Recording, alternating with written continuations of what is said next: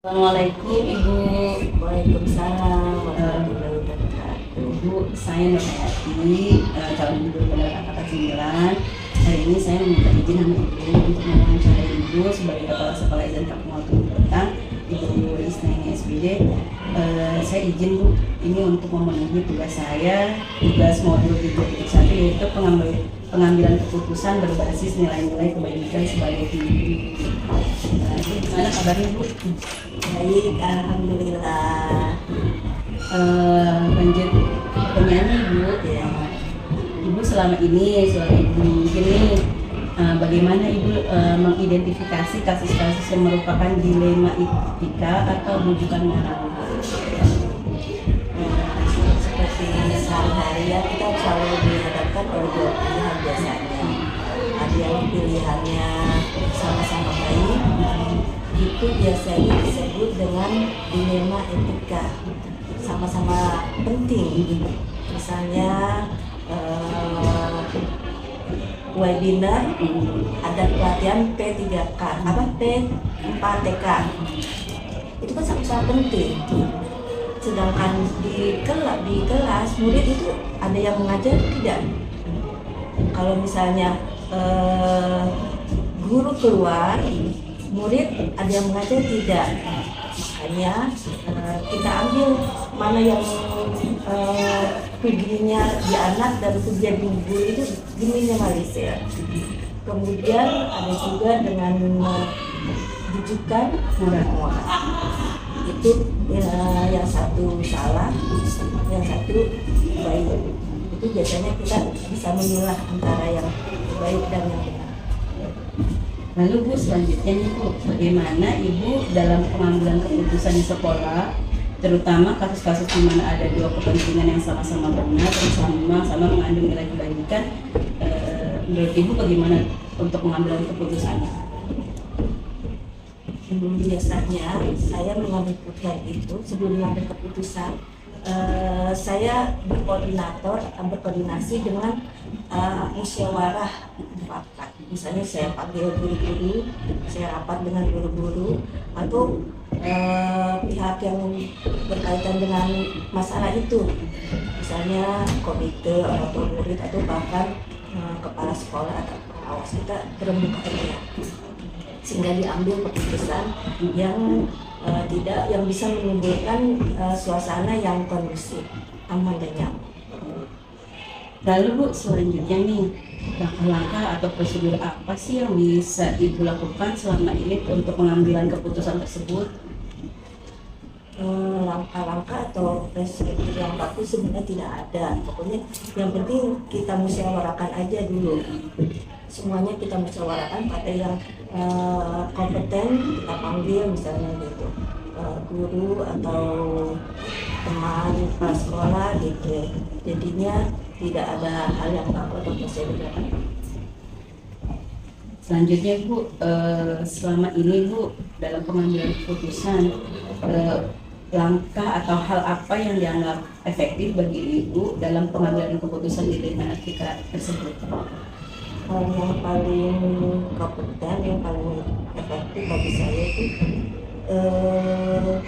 pertama kita kumpulkan dulu, kita musyawarahkan, kemudian kita ambil, kita pilih-pilih mana nih fakta-fakta yang berhubungan dengan masalah tersebut, kemudian kita pertimbangkan, kemudian kita ambil keputusan.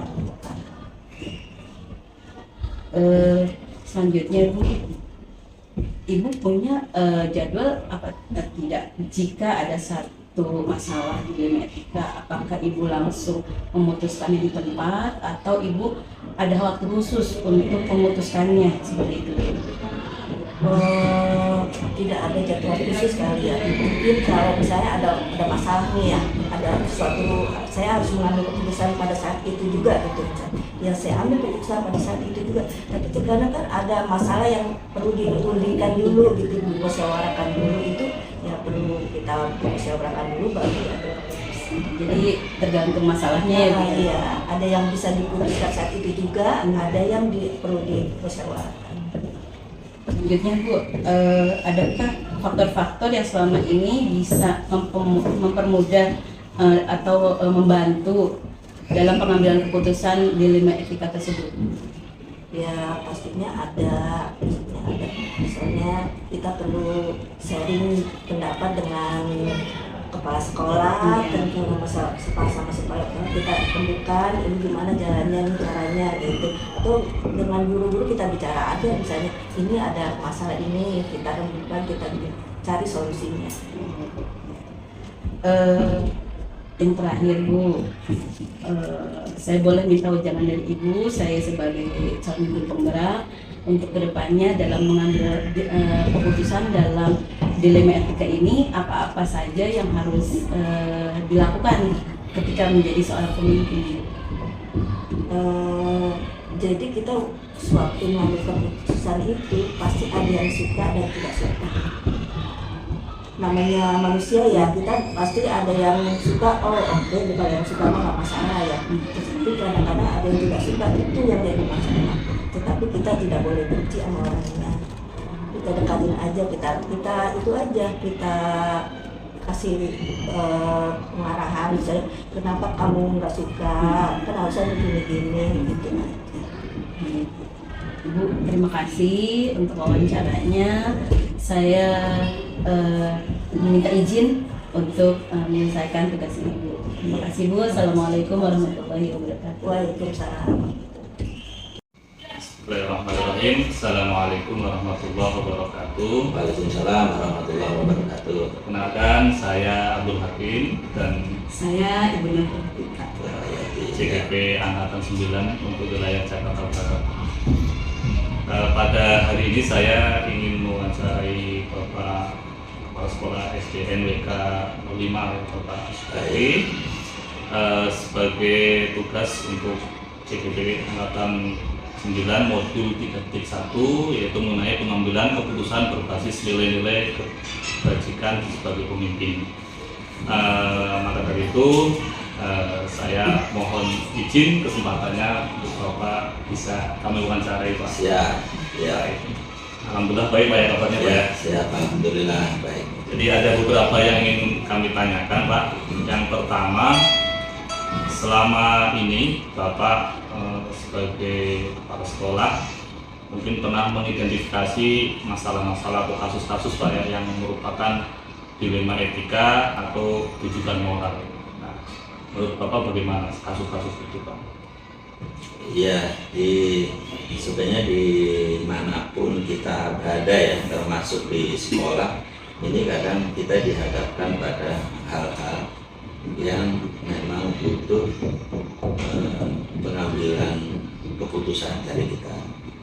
Ketika ada hal-hal yang dua-duanya positif, sama-sama baik, nah ini kadang-kadang kita butuh kecermatan di dalam mengambil keputusan. Ini yang masuk kategori dilema etika. Tapi ada kalanya juga masalah yang muncul satu positif, satu negatif, dan itu tentu lebih mudah kita mengambil keputusannya. Pasti kita memilih yang positifnya. Itu yang masuk kategori rujukan moral, ya. Iya Pak, yang kedua pertanyaannya, selama ini apakah Bapak menjalankan pengambilan keputusan di sekolah, terutama ini Pak untuk kasus-kasus di mana ada dua kepentingan yang sama-sama benar atau sama-sama mengandung nilai kebajikan, itu seperti apa Pak? Ya, jadi sebenarnya ketika dihadapkan dua hal yang sama-sama benar, sama-sama baik, keputusan itu sebenarnya bisa beragam, tergantung kondisi dan situasinya. Misalnya gini, ketika di sekolah ini kan musim ada pelatihan-pelatihan ya, P2 atau P3 atau sekarang namanya P4, mengundang kita untuk pelatihan. Akan butuh waktu 1 minggu berturut-turut. Ketika guru izin untuk ikut pelatihan, kita lihat dulu, ini kan positif untuk tapi di sekolah kehadiran guru juga penting untuk mengajar. Nah, ini mana nih yang mau dipilih, ya kan? Tergantung situasinya. Ketika di sekolah kondusif, maka kita bisa izinkan untuk ikut pelatihan. Ketika itu kita izinkan, maka prinsip yang kita ambil itu berhenti atau mundur selangkah, tapi untuk melompat yang lebih jauh. Ketika ada pembekalan pengetahuan bagi guru, ini kan nanti juga buat anak-anak kita juga. Ya. Tapi ketika sekolah dirasa kurang kondusif, butuh hadiran guru, karena ada yang sakit, ya kan, ada yang tidak masuk, ya kan, maka kehadirannya perlu. Maka keputusannya, baiknya untuk pelatihan ditunda pada termin yang lain. Jadi tergantung situasi. Ya. Baik, untuk selanjutnya Pak, langkah-langkah seperti apa yang biasa Bapak ambil dalam mengambil keputusan yang selama ini sudah dilakukan? Nah, langkahnya tentu tahu masalah dulu. Jadi dalami masalahnya dulu. Setelah tahu kira-kira ini mana yang lebih berdampak baik untuk kita ambil. Ini kaitannya dengan dilema etika ya. Nah, kemudian ini yang penting, ambil keputusan dalam kondisi kita tenang. Jadi tidak sedang emosional. Jadi harus terjaga emosinya. Karena apa? Kecermatan di dalam mengambil keputusan itu dikala kita terjaga emosinya. Ya, selanjutnya Pak, hal-hal apa saja yang selama ini Bapak anggap efektif dalam pengambilan keputusan pada kasus-kasus dilema etika Pak? Yang efektif itu ketika misalnya gini, langkah yang kita ambil itu cermat, tepat sasaran, sehingga diterima oleh pihak-pihak lain, gitu ya. Tidak menimbulkan reaksi yang negatif. Makanya penting, jadi kenali masalah, ambil putusan yang cermat, kemudian tadi terjaga emosi supaya apa? Kedua belah pihak itu tidak ada yang tersakiti atau terlukai. Gitu. Kalau selanjutnya Pak, ini kalau dalam pengambilan keputusan itu mungkin ada jadi ada tantangan Pak. Ya. Hal-hal apa saja Pak ini jadi tantangan dalam pengambilan keputusan tersebut, tantangannya? Tantangannya tadi yang tempat saya singgung, ketika kita mengambil keputusan dengan pihak lain yang pihak itu tidak serta-merta menerima dengan lapang. Nah, tantangannya, maka di sini butuh kematangan emosi dari pihak eksekutor atau pimpinan. Nah, itu yang penting. Iya. Lalu seperti ini Pak, jika Bapak punya suatu masalah terus, apakah ada jadwal tertentu untuk penyelesaian kasus dilema etika tersebut? Lalu apakah Bapak langsung menyelesaikannya di tempat atau memiliki sebuah jadwal untuk penyelesaiannya? Lalu tempatnya atau prosedurnya itu seperti apa yang Bapak jalankan? Ya, baiknya ketika kita dihadapkan satu masalah yang butuh pengambilan keputusan, baiknya tidak ditunda-tunda, segera lakukan. Ya, kalaupun kemudian kita memberi ruang waktu, itu lebih kepada pendalaman isi masalah. Tapi prinsipnya kita tidak perlu menjadwalkan, toh masalah kebijakan muncul juga bisa insidentil kan, artinya prinsipnya segera lakukan pengambilan keputusan, tidak menunda-nunda. Baik, untuk selanjutnya, selama ini Pak dalam pengambilan keputusan ini, apakah ada orang atau seorang yang membantu atau ada faktor-faktor yang bisa mempermudah Bapak dalam mengambil keputusan? Ya, jadi tentu ketika itu bisa diambil langkah mandiri ya, oke, ya kan.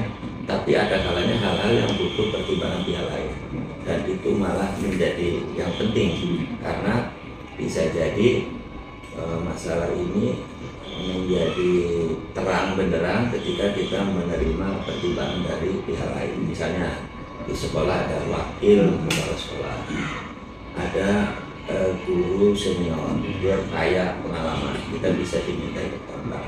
Atau mungkin ketika kaitannya dengan regulasi dan lain-lain, kita minta pertimbangan ke atasan kita, misalnya pengawas, dinas sekalipun misalnya. Nah itu bisa dimintai masukan.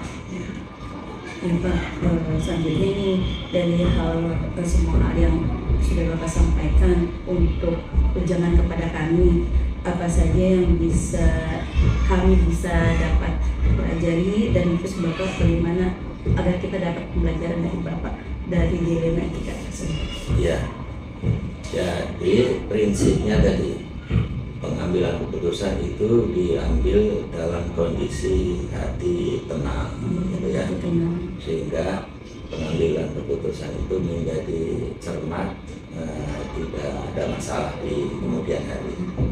Kemudian sebenarnya ketika kita mengambil keputusan atas masalah, maka itu sebenarnya jadi pengalaman berikutnya. Ketika kita dihadapkan pada satu masalah, maka pengalaman yang lalu bisa jadi pertimbangan untuk pengambilan keputusan berikutnya. Jadi ini pentingnya evaluasi diri juga. Jadi dulu mungkin ada hal-hal yang perlu diperbaiki. Nah, berarti pada pengambilan keputusan berikutnya ini dihindari. Nah, ini kayaknya menarik ya, pengalaman Bapak memang kita perlu diragukan lagi cara memimpinnya. Jadi sekali lagi kami mengucapkan banyak terima kasih atas waktunya yang sudah diberikan kepada kami. Mudah-mudahan di lain waktu kalau kami merepotkan Bapak lagi, insya Allah siap. Diizinkan. Siap. Jadi sekali lagi terima kasih ya Pak. Mohon maaf atas waktunya. Ya. Terima kasih. Assalamualaikum warahmatullahi wabarakatuh. Waalaikumsalam warahmatullahi wabarakatuh.